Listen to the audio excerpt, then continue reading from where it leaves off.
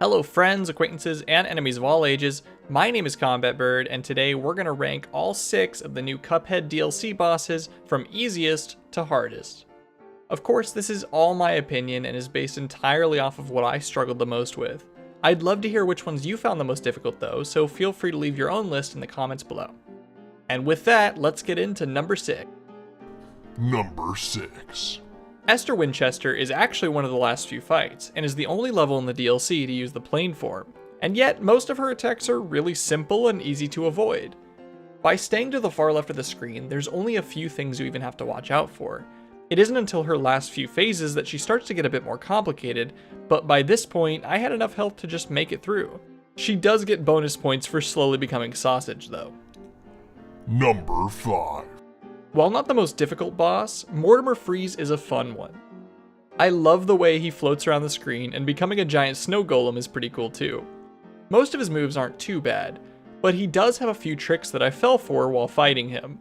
Not to mention, his third phase shouldn't be underestimated.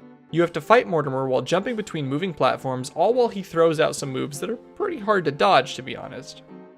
Number 4. The DLC bosses in Cuphead are not messing around. Glomstone the Giant is the first boss you fight, and he sets the tone for what's to come. His first phase has so much to keep track of.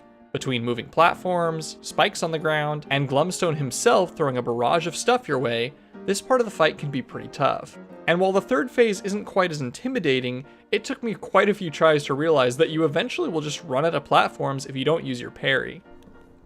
Number 3. The Moonshine Mob is like 3 different boss fights in one. You start off by chasing this guy around while he spawns these web mines and calls his fly friends to come help. Then, you have to beat this singing ant lady while avoiding musical lasers, and sometimes getting hit by this cheap shot. And finally, you fight this giant anteater who's pretty tough because you can only hit his snout. And then hooray, you finally beat it! Except wait, it was all a cruel ploy. Number 2. And here we have my favorite boss from the DLC. The Howling Aces are a group of military dogs who fly planes. You actually stand on a plane that can move around by standing on either side of the wings, adding a whole nother mechanic to the fight. The first few phases aren't terribly tough, so you may be wondering, how did it get to be number 2 on this list?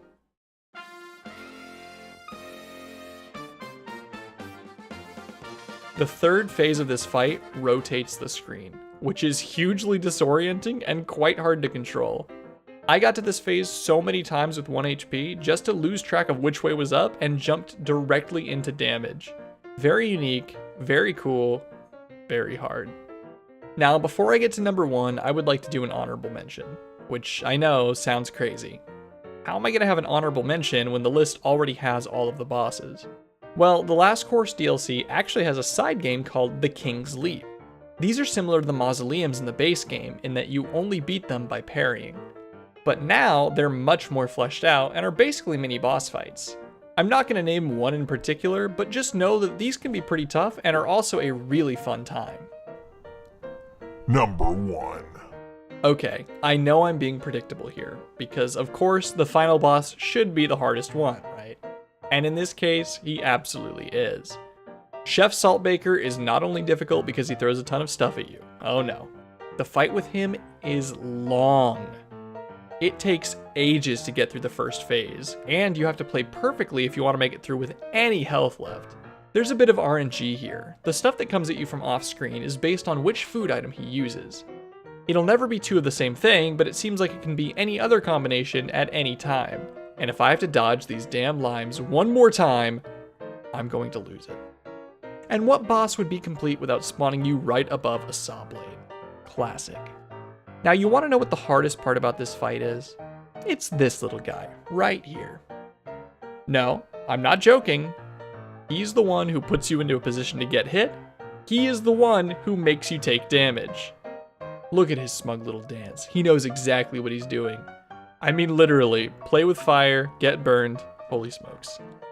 Anyways, after a few hours of trying and an embarrassingly long amount of time not understanding that you're supposed to shoot the heart, not just parry it, I finally beat Chef Saltbaker, the boss that I consider to be the hardest in the Last Course Cuphead DLC. Hey guys, thank you so much for watching this video. Some of you may remember my original Cuphead video, which was a huge milestone and really inspired me to make a ton more videos from that point forward. It might seem silly to make a ranked list with so few bosses, but I told myself that if they ever made a Cuphead DLC, I'd make a video in the same style as sort of an homage to the original. I really appreciate your guys' support, and I hope you have a wonderful rest of your day.